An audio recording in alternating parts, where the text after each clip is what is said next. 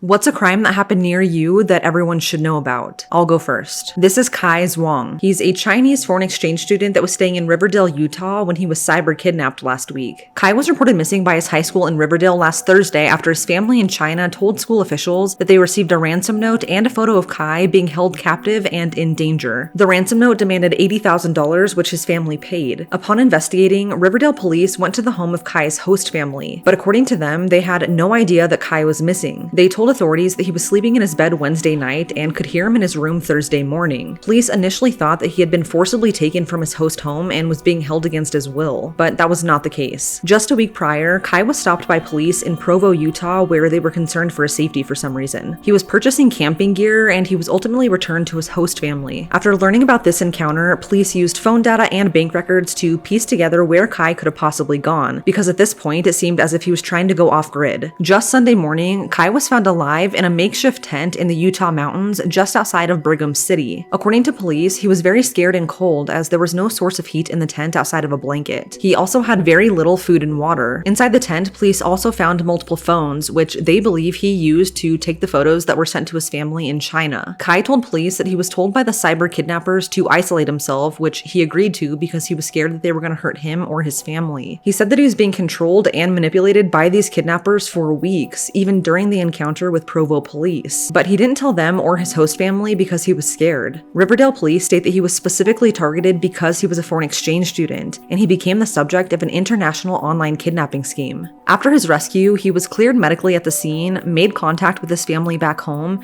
and he requested a warm cheeseburger to eat.